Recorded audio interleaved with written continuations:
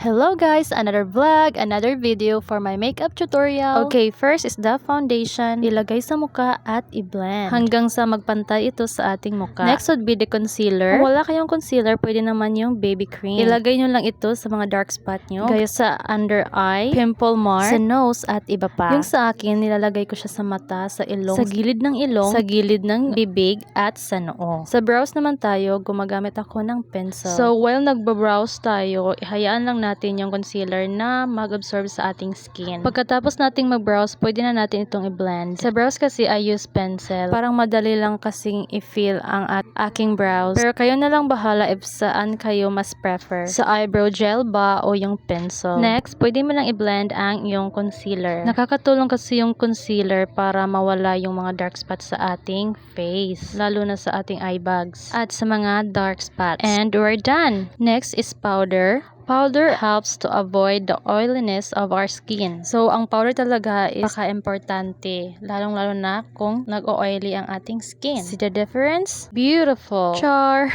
Gumagamit talaga ako ng powder because I have an oily skin. Okay, let's proceed to eyeshadow. The palette named Jaclyn Hill. So, nabili ko lang to sa Shopee, guys. So, I choose the brown color. May glitters siya, guys. Super ganda niya, guys. For the second color, I choose the maroon one, yung sa itaas ng brown.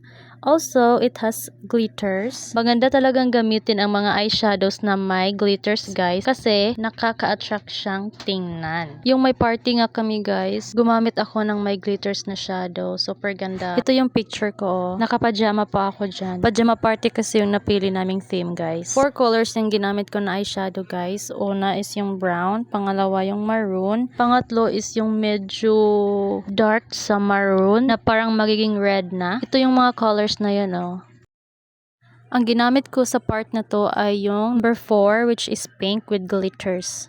Biniblend ko lang siya kasi parang makapal yung other side. Sa totoo, nahihirapan talaga akong mag-apply ng eyeshadow kasi bago pa lang akong mag-practice mag-makeup. But, nagpa-practice naman ako. Like, nanonood ako ng mga tutorial para ma-improve naman. Diba nga, practice makes perfect. And now, we're on the blush. Yung blush ko is galing yun sa Shopee, of course. Pink Flash yung brand niya, guys. Super ganda. Next is eyeliner. The brand is Lamela. Also from Shopee. Hindi talaga perfect yung paglalagay ko ng eyeliner, guys, because hindi ko pa talaga alam kung ano yung ang tamang paglagay ng eyeliner, guys. But it's okay. Next is the highlighter. Ito yung ginagamit ko. Also from Shopee. The brand is Lamela. Kinakamay ko lang siya, guys, para ma-blend ng maayos. Ito yung mga colors niya, oh. And for the nose line, itong brown ang ginagamit ko. Ito rin yung ginagamit ko for highlighter sa mata. Minsan, yung color brown, ginagamit ko siyang blush. Next is sa lashes naman tayo. I-curl lang natin siya. Minsan lang talaga ako nagko-curlier sa aking pilik mata. Next is the mascara. From Shopee din ito. Then, yung brand niya is Maybelline. Paano yung mata? Lumalaki talaga eh.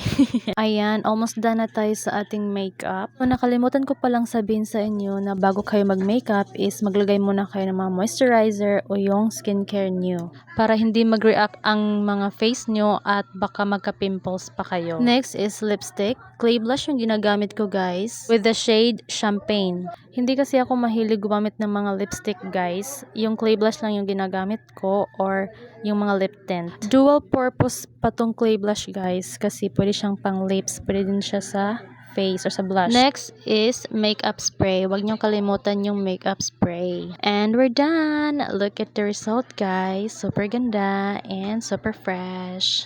That would be all. Thank you. Mwah!